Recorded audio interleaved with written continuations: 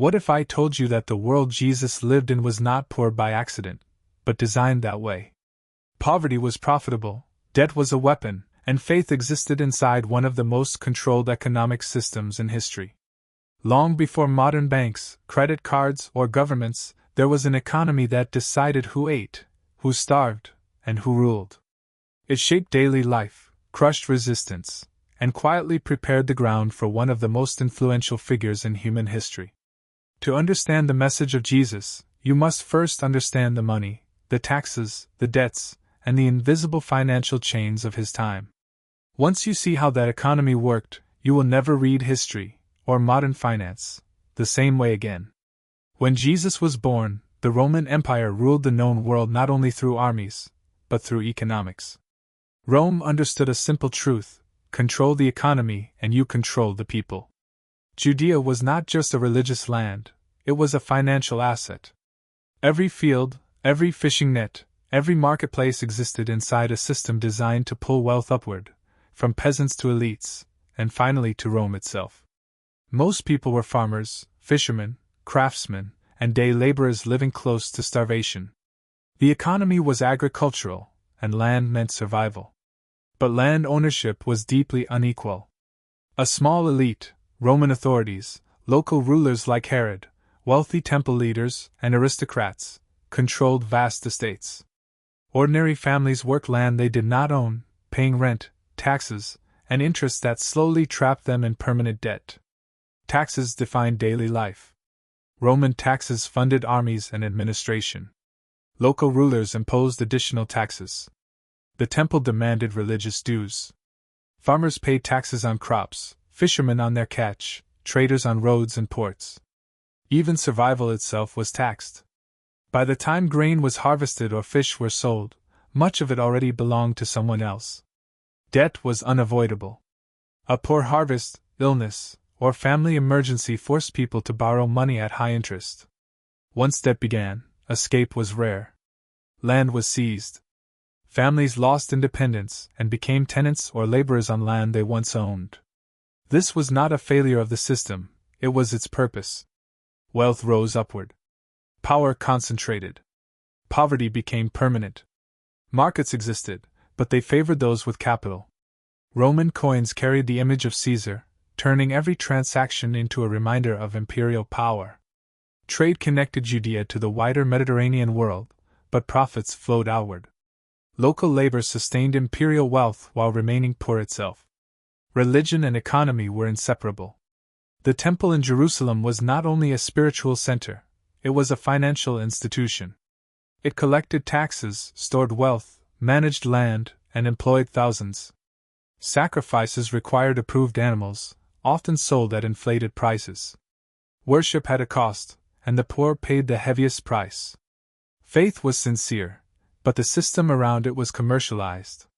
Jesus grew up inside this reality. He did not speak from outside the system. He lived within it.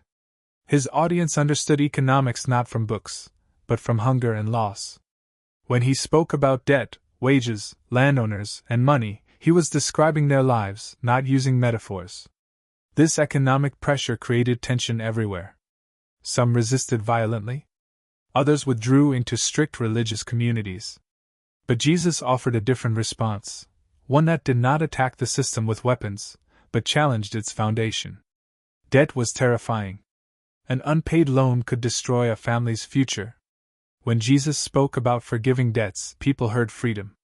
Forgiveness meant release, from fear, from shame, from endless labor with no hope. Work was just as unstable. Day laborers gathered each morning hoping to be chosen. No work meant no food. Employers held all power. When Jesus spoke about workers and landowners, people recognized the imbalance instantly. His teachings often reversed expectations, presenting generosity where exploitation was normal and fairness where injustice ruled. Wealth meant security, but it also revealed moral danger. Riches usually came from land accumulation, tax farming, or cooperation with Roman authority. Wealth was rarely neutral.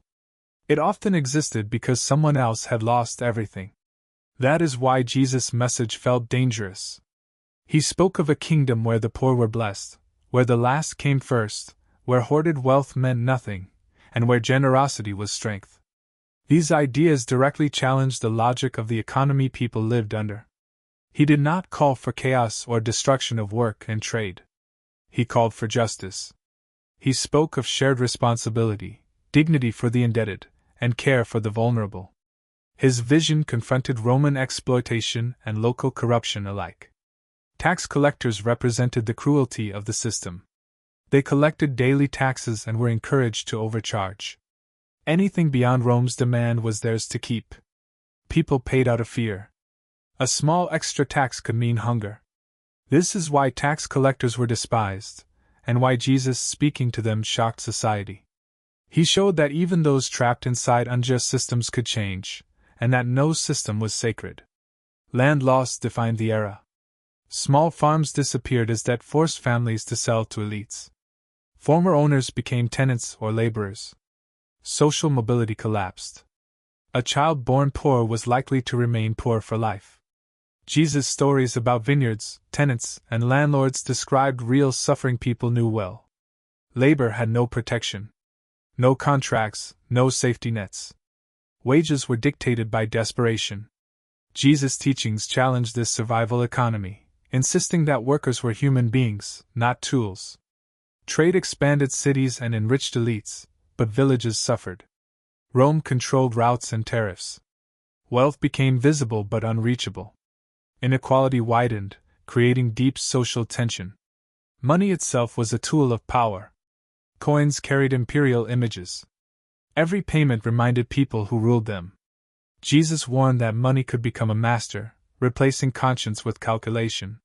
The temple's financial power deepened inequality. Worship became expensive. Spiritual access depended on money. When Jesus challenged temple practices, he was confronting a system where faith reinforced economic injustice. Poverty meant exclusion. The poor lacked influence, security, and dignity.